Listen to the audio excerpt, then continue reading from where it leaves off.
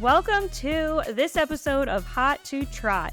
This is a very special little mini episode that we have on our Foal Cams, which are about to launch here on January 29th. And we are excited to have representatives Jenna and Justine from Whysper Wynds Farms and Delaware Valley University. They are back again. They were our farms last year, and we are super excited. We didn't scare them off too much.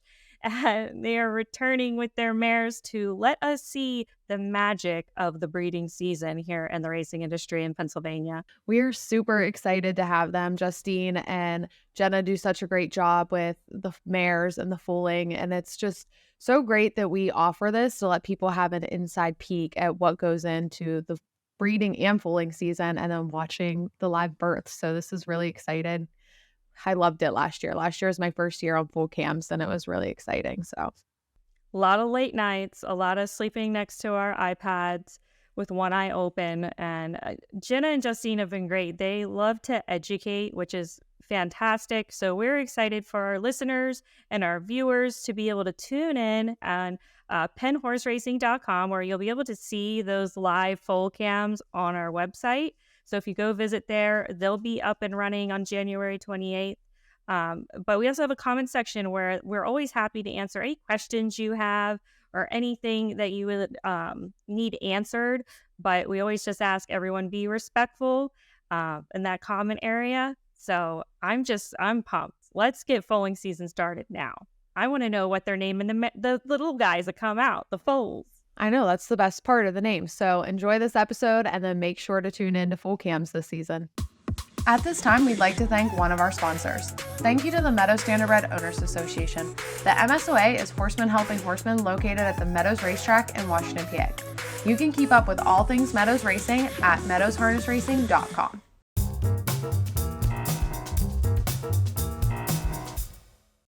Jenna, Justine, welcome to Hot to Trot. We're so excited to have you guys to discuss our upcoming Foal Cams.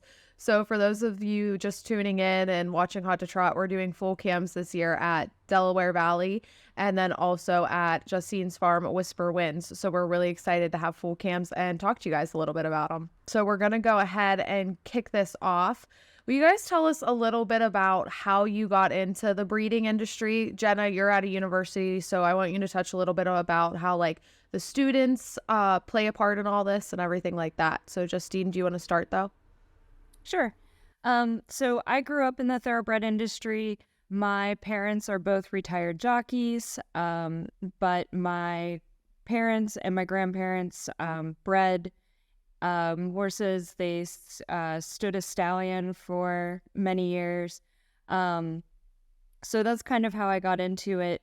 I started sort of under their tutelage, and then I developed an interest more in the commercial aspect of breeding. So I sort of now breed some that I keep to race myself and others that I breed for the sales. So I sort of diverged a little bit from what had always been my family's background of breed to race. Very nice. Jenna, what about you? How did you kind of get into working at Delaware Valley? I graduated from Del Val in 2014. And then I worked as a vet tech for several years in between before I took this job in 2017. But I was always particularly interested in equine reproduction. So I was happy when this job became available and I was able to get it. So it kind of combines my passions of equine repro as well as teaching students who are passionate about the same thing that I am. Awesome. Can you guys talk to us about the locations of your farms in PA, Justine? I was just out at your farm last week. It's gorgeous, and you guys have been doing a lot of renovations in the past year. Talk to us a little about your location and your barn and those renovations you guys have made. So we are located outside of Philly. We're in Chester Springs, Pennsylvania, which isn't exactly like the ideal location to have to pony up to buy a lot of acreage. But my husband's job, he travels a lot, so he has to be close to an airport. So that's how we ended up here. And it's been a property climb since the very beginning. We had a much smaller farm. It was about half the size of this place. that we started out with. It was very facility heavy. It had an indoor arena and stuff, which most horse people are super thrilled about. To me, it just took up space where I could have baby paddocks. So we bought this place in, I want to say 2017. It hadn't had any animals or livestock on it for a really long time. I think like the 1970s was the last time anything had been on here. So there was cattle fencing. Every now and then I'll still find a random piece of barbed wire in my backyard. It's but we pulled all of that out. We redid all of the fencing. We retrofit the barn. So all but 2 stalls in the barn are equipped that I could foal in a pinch. I have my favorite stalls, of course, but then in a pinch I can use the other ones. And then I'm sure actually you saw the tack room. It's so pretty. Oh my God. I could live in your tack room. That's my bougie suite that I put together for myself, which I was planning to be out there today, but I couldn't get the Wi-Fi to work because I'm really technologically poor. So the house it is. But yes, and then we also added the baby paddocks up front, the raptor pens, as we lovingly call them, because some of my horses can be a little dinosaur-esque, and we put them in there. So, well, Jenna, tell us a little bit about your location and the facilities you have there at Del Val. So we are located in Doylestown, Pennsylvania. It's a really nice area to be in. The town is super close. The students could walk to it if they so choose to. So it is a great location for a university. Our breeding center is right on campus, which is super. So the students can also easily walk to the breeding center. Our breeding center has 20 stalls in the main aisle, 3 large foaling stalls, and then 4 also fairly large mare and foal stalls that they can move to after they move out of the foaling stalls. We have about 15 acres of pasture space and 3 run-out sheds where the young horses typically move to once they're old enough.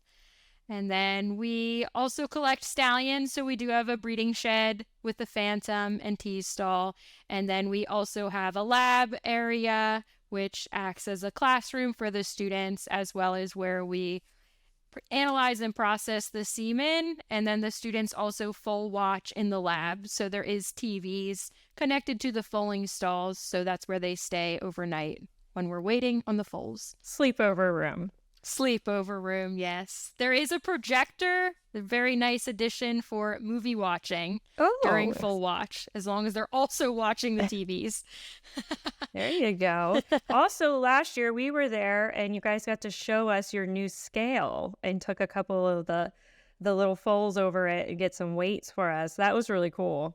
Yeah, the scale has been an awesome addition. The scale is in the ground, so previously, the horses had to step up onto the scale, which not all of them were thrilled to do. So in the ground is super nice. And the computer as well, it records all of their weights in the computer. And then I can connect it to my computer and it makes a spreadsheet of all of their weights.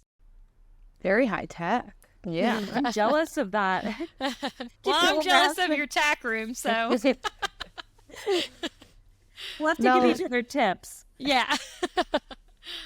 Now, there's obviously a lot that goes into breeding and foaling season and picking out the studs and getting ready for another year of foaling. So what would you say is your favorite part of the process along the way?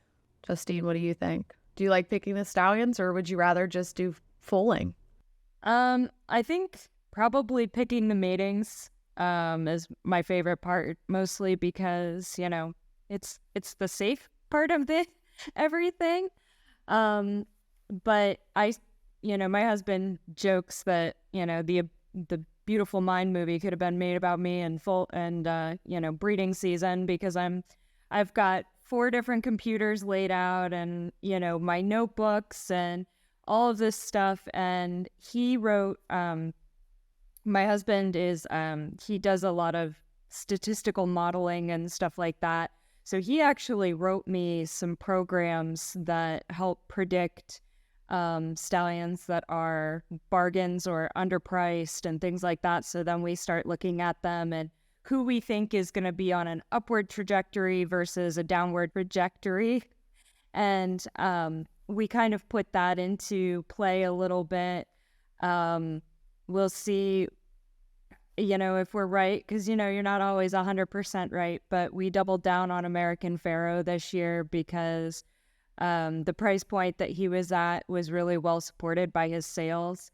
And, he really does have a wide variety of good quality runners, including multiple grade 1 winners across, the entire world.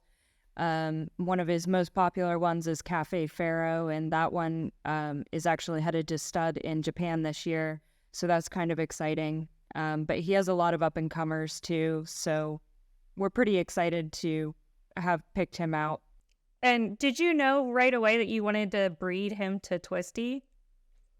So yes, she's my favorite mare, and her babies are they're great babies. She kind of stamps them with this great bone structure and not always the nicest attitude. I will give. She herself is very, very pleasant, but her babies can be hit or miss on their attitude. But, between his really nice demeanor, he's very correct up front. It was a lot of the things that I wanted to look for as far as crossing them. And then the other mare that's in foal to him is Maxie Ford, and she's a daughter of Tappet, and there's been success along that line too. So we're she's a mare that we're sort of trying to carefully manage. One of the stallions that my husband's model had identified as an up-and-comer was actually Violence, and that was before Forte hit and all of that. So her first foal with us was a son of Violence who, he actually came out to be really nice. So we're trying to kind of carefully manage her career going forward because we got her later than some of our other mares that we've been able to manage a little bit more carefully. Exciting things coming. Jenna, same question for you. I have to agree that my favorite part is picking the matings.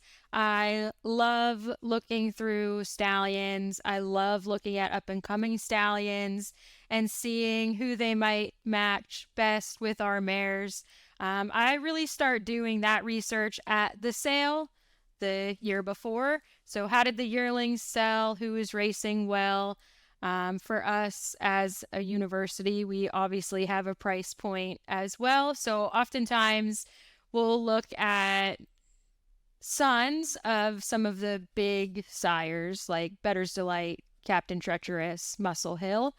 So we'll look at sons of them, who's marketable, which first crops are doing really well. So I'm kind of the same as Justine said. I have monitors, I have my notebook, I have the breeder's book, and I spend a lot of time looking through matings and who might suit who well. Do you prefer breeding trotters or pacers? I personally love pacers. I love the pacing stallions. I love watching the races. I really love pacers.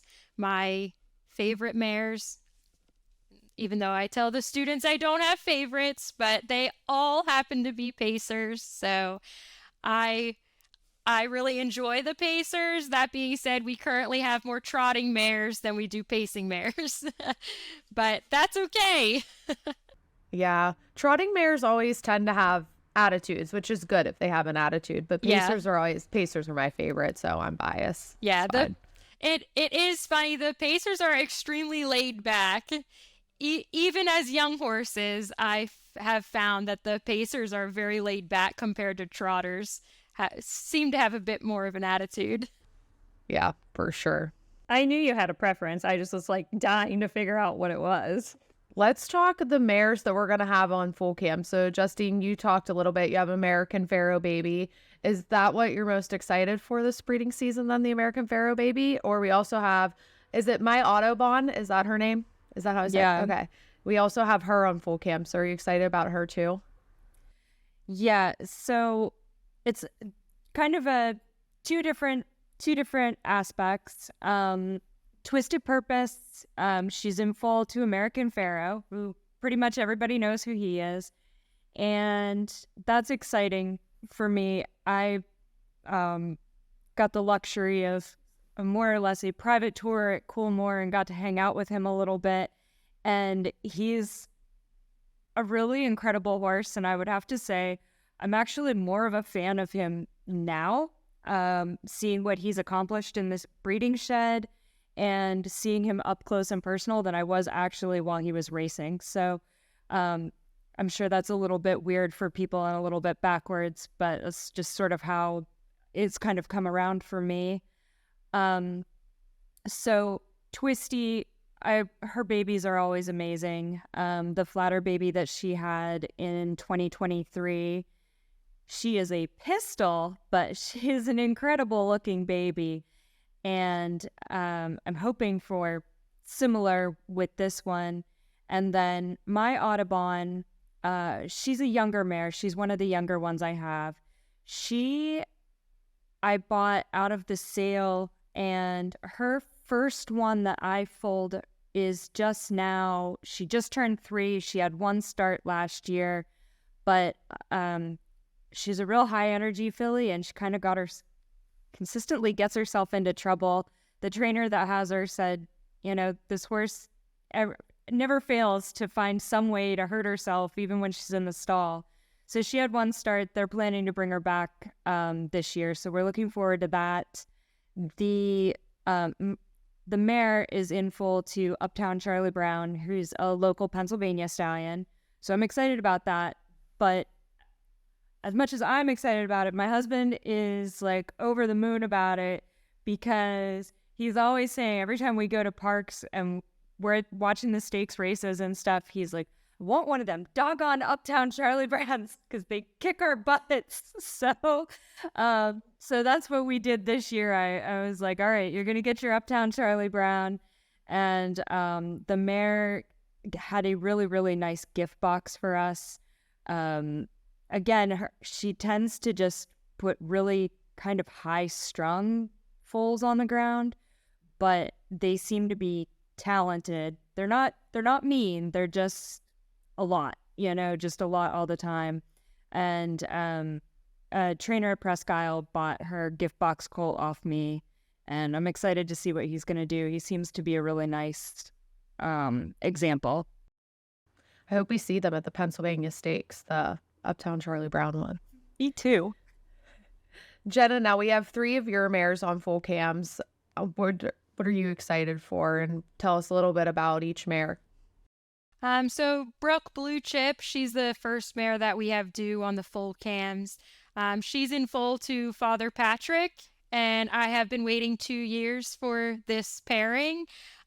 She foaled really late last year, so we were unable to get her back into foal, or 2 years ago that would have been. So we didn't get her into foal. She had an open year, and then we got her in foal early to him. So he's such a proven stallion that I'm really excited about that cross in particular. And then we also have To the Good Life. She was on the Foal Cams last year with Fontina. She's in foal to Alarm Detector, so son of Chapter 7. So I'm excited about that as well. She's a lovely mare and a really great mom. So she's kind of an easy one to foal out, which is always nice. She read the textbook, which not a lot of them have, so that's always nice. And then the last one I'm also super excited about. It's This'll Do, and she's in foal to Rebuff. It is Rebuff's. It will be his first crop. So I enjoyed watching him race myself, so I am excited about that cross as well. And she's had some good foals, so I'm excited to see what else she throws. So yeah, she has had some some really good foals. It's always hard for me because I too like to choose Pennsylvania stallions, but sometimes we stray a little bit, obviously, because Rebuff stands in Indiana, but that's okay. Yeah, it is. I'm taking bets on if you have another mare full out in the field this year like you did last year. Let's hope not. That mare was not on our property when she foaled in the field, so I try to prevent from foaling in the field. So I know it was a surprise to everyone. We had no indication that she was when she went out because you'll keep them in, and you're like, so the mare foaled.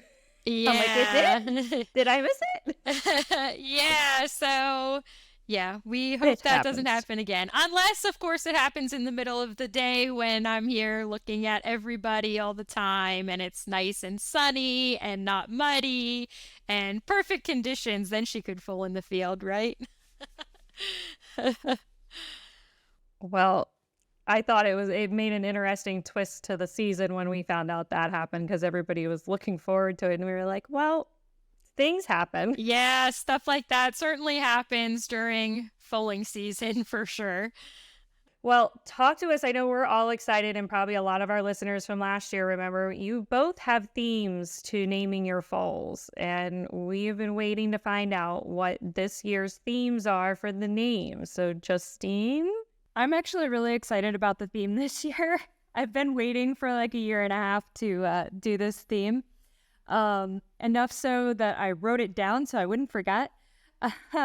We are doing last names from the golden age of Hollywood. So our first little guy who hit the ground yesterday morning, his name is Sinatra. Because he's out of a Malibu Moon mare. And of course, Frank Sinatra has the very famous Fly Me to the Moon.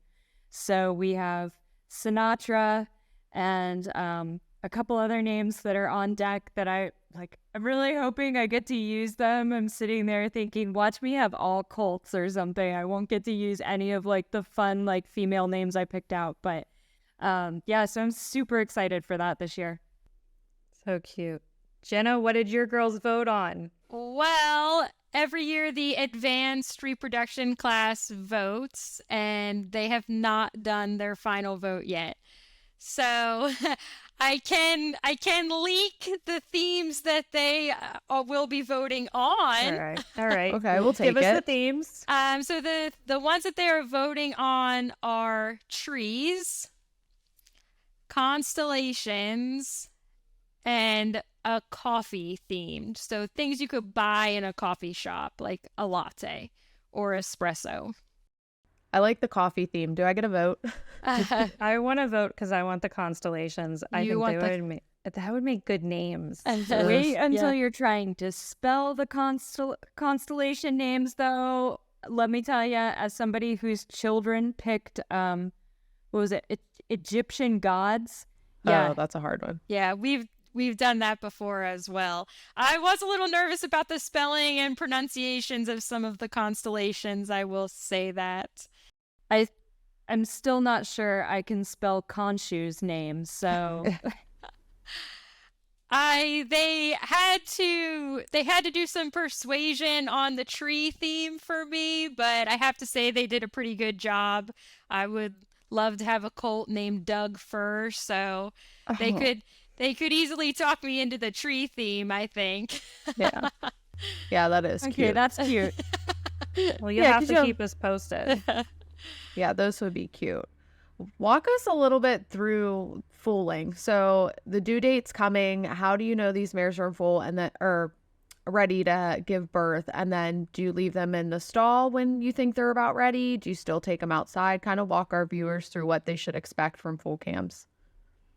For me, I monitor pretty constantly. So basically, before they go out in the morning, I do a bag check, look and see how full they are, if there's any wax or milk present. And then from there, I try to get everybody turned out, at least for a little bit during the day. I found my mares that are actually very close to being ready to go a lot of times I'll put them out and they'll come back to the gate a little while later. And, I've definitely had some that will pace the gate and I come and I get them and an hour later, boom, done, baby on the ground. So I do kind of keep an eye on that. I know most of my mare's personalities pretty well, so if something changes. And then every night when we bring them in, we reevaluate the bag. General rule of thumb is, the day they come in with the bag the same size as when they went out, you're getting pretty close or, you're almost there. So this year I've actually contracted with a remote foal watch company as well to sort of help my husband and I out since it's just the two of us now that our girls are both off to college. So it kind of just gives an extra set of eyes because, God forbid you doze off and something happens. So a little extra protection for us and for the mares too. So Yeah, it's long nights when they're ready to foal. Jenna, how's it work with the students? So we do the same thing. We're constantly checking their bags, their tail tone, their physical appearance multiple times throughout the day. But with the students, we also do milk calcium testing. So we will test a little bit of their secretions as they're approaching their due dates. And once that test reaches 200 parts per million, that's when we officially start full watch, and then the students start sleeping in the barn at that point. The milk testing isn't foolproof, so I would say it's pretty accurate most of the time, but occasionally we will full watch somebody who's not testing at a 200, but her physical appearance is saying, yeah, I'm ready. Or they've milk tested the milk test says that it's a 98% chance they'll foal within 72 hours if the milk test is 200 or above. That being said, we've had mares that have been on full watch testing a 200 or above for 2 weeks before. So we use that as well as their physical appearance to try to gauge pretty closely when they are going to have their baby. Last year we had that one almost go to a year. Yes. Yeah, she was one of the ones where she appeared ready, the milk test just wasn't there, and then I think her test was pretty right on. I think she was only on true full watch for a night or two, but she did carry a long time. You had us all on pins and needles with that one. I was like, I don't know. She's acting restless. I think it's going to be tonight. I was like, there's no way she's going any longer. Man, she had us following for a while, which was great. We enjoyed it. We were all really built into that one. We were all fixated and wanted updates. So I think that's great. Jenna, talk to us a little bit with the students. You guys have a little bit different how you do things because you're teaching as you guys are foaling. This is a really important part of having like our next generation of horsewomen and breeders, letting them be hands-on and learn. So talk to us about that. Yeah, so we are pretty involved with the entire foaling process. Maybe a little more than we would be otherwise if it wasn't a teaching facility. So as soon as the water breaks, we do go out to the stall. I typically check the position along with a student who is assigned to that mare as part of their class. So each mare is assigned a student, and that's typically who is in the stall the most, doing all of the stuff. So I'll go in with that student and check the position of the foal to make sure all is good. If all is good, we will give the mare time to get that baby out on her own. But a lot of the times, and you will see this on the foal cams, we will assist the mare, whether that's just a little bit of pressure on the foal or if the mare truly needs assistance, we'll help her along. We do have some older mares and some mares that have been with us for a long time. I think those girls know that, okay, my water broke and the people are coming in to help me right now, so Yeah. I just need to lay here and push a little bit. It's kind of it's kind of funny how they kind of know what's going to happen if they've been with us for several years. So we will assist with the foaling. We will assist with the foal standing if we need to, and helping that foal to latch on to the teat to get the colostrum in. So we'll assist along the whole way, kind of behind the scenes that you wouldn't see on the cameras. You probably do see us rush the placenta out of the stall as soon as the mare passes it, and then the students get it laid out in the aisle, and we examine the placenta to make sure it's all intact and everything looks normal. We also check the quality of the colostrum to make sure the foal is getting higher quality colostrum, or at least mediocre sometimes if it's an older mare, to make sure that they don't need supplemented with anything else. So the whole process is very hands-on. A lot of the times, not all of them, but a lot of the times this is the first foaling the students have experienced. So we walk through each step by step, literally. They get it all in the classroom beforehand, but I think it really means a lot to them when it's actually happening in the middle of the night, usually. Absolutely. Well, I have to thank both of you for allowing us to be guests at your farms during breeding season. This is amazing that you guys allow us to kind of tag along with you. We're always very invested in watching your mares and your foals come. So I thank you. I thank the students also for allowing us to be there and during their class and them being educated. You know, it's a lot of people behind the scenes that you don't see on Foal Cams that, you know, we had to get the approvals to do this, and we just really appreciate you allowing us to share this magical time of year in our industry. It is a beautiful time of year, and this is where our champions are born and where everything starts. Yeah, it's very exciting. And it's both you guys' second year doing the Foal Cams. Since doing it last year, is there something you would want people to keep in mind, or something that you want them to learn from the Foal Cams going into the second year? I think it's really important to just always keep in mind that, you know, it's a very stressful situation for us, even if, you know, everything is going right, because it takes a split second for it suddenly to be going wrong. People would have seen last year with Twisted Purpose, we had a problem where the filly was progressing normally, and then she became hip blocked.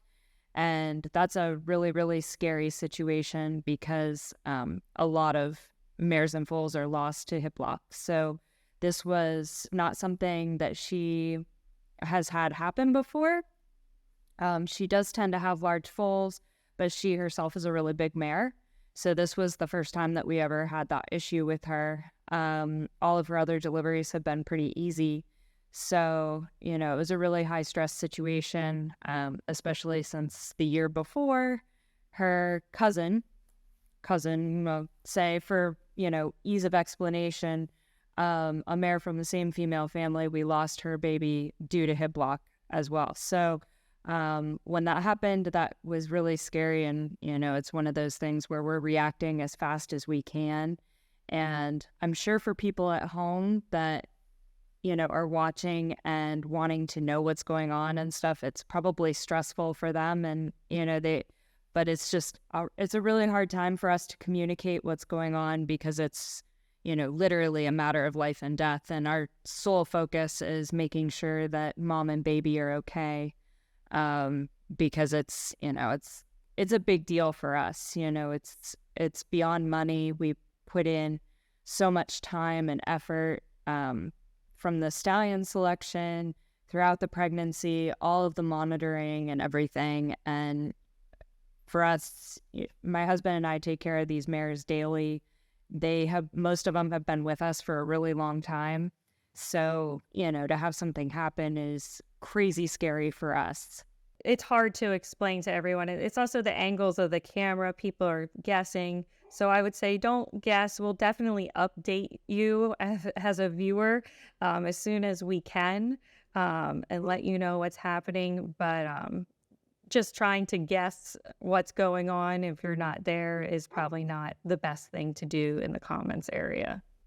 Definitely, especially since, I have the cameras in the stall, like my own closed caption or closed circuit system, and I can be watching them knowing my mares, and I still have to go out and figure out, what's going on or if something's going on, because you can't really tell, sometimes it's like, did water break? Is something happening that I'm not seeing because of the angle or because...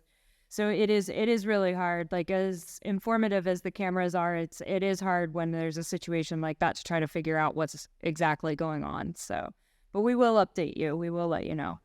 Yep. Just wait and we will update you and let everyone know. Jenna, what about you? What do you want people to take away from Foal Cams and learn a little bit? I agree 100% with what Justine said. It is a very stressful time, even when things are going normally. The other thing that I would mention is just how every facility does things differently, and that doesn't mean one facility is wrong. But depending on the goals of the facility and what's happening at the particular facility, each foaling looks different at every facility. So just because you saw something on YouTube and thought that that's normal doesn't necessarily mean that that's how each facility does things. Yep, you guys know those mares best, so you know what needs to be done, especially in those high stressful situations that you can be in. I've visited tons and tons and tons of high-end Kentucky farms, and the foaling, even at those farms, looks different at each one. There's, different expectations even as to what people are wearing in the foaling stall. Like, some farms, they gown up, and other farms are, coveralls or whatever. So it really does look different no matter where you're at, and, whether you're at one of the most prestigious farms in the world or, a small backyard operation, like, it'll look different, but it's, a focus on what works for each program. And, if you have a good, solid success rate of healthy moms and babies, then your program works for you. Agreed. We're super excited. Jenna, are you excited? Is this class excited to start foaling? I am excited. The class is excited as well. I'm always a little bit more anticipatory, I think, until the first mare foals, and then I'm like, okay, this is it again. It's here. But I am super excited, and the students, of course, are always excited. Well, thank you guys very much. And we're really excited to do Foal Cams this year. And they'll be going live for everyone that's watching. They're going live on January 29th. And then our first foals will hopefully come soon after that. But thank you guys for joining us today. Yes, thank you. We appreciate your time. All right, we'll talk to you guys soon. Bye. Bye. What a fun episode of Hot to Trot that was. I am so excited for Foal Cams. Jenna and Justine gave us a little insight on the 5 mares that we're going to be watching on the Foal Cams, and I'm really excited. We have an American Pharaoh baby coming this season, so Foal Cams are going to be exciting. Really intense. I know. I'm super excited for that Pharaoh baby. And also the Father Patrick. I think that I'm excited for that one too. I love Father Patrick. So I can't wait. Let's get it started now. But we have to wait until January 29th. So if you guys are looking to watch the Foal Cams, head on over to our website, penhorseracing.com. They're going to be up and running on there. Like we said earlier, you can make comments. Just make sure you keep them respectful. Happy to answer. This is an educational thing that we like to do so we can let people throughout the Commonwealth and also throughout the country see these little champions get their start. So I'm pumped. And I also think we need to mention what we're wearing. Yes, our Hot to Trot merch. So you've seen our hoodies, and now these are our long sleeves. We have purple and blue. So Ashley made all these, and we are so excited about our merch. Yes, Cricket's been working hard. So if you are interested in buying any of our merch, please send us an email or a message on one of our social media platforms. We'll get your info, your size, and we'll ship them out to you. And you can wear some of our Hot to Trot merch because we're getting excited about this whole podcast thing. It makes a really good gift too. So buy these for someone else. And they're for men and women, unisex sizes. For everyone. We have everyone covered. So message us your hot to trot, what you want from our merch, and tune into our Foal Cams. All right. We'll see you guys soon. Make sure to follow us on social media and TikTok. Thanks for listening, and thank you to the Standardbred Breeders of Pennsylvania for sponsoring Hot to Trot. We'll see you next time.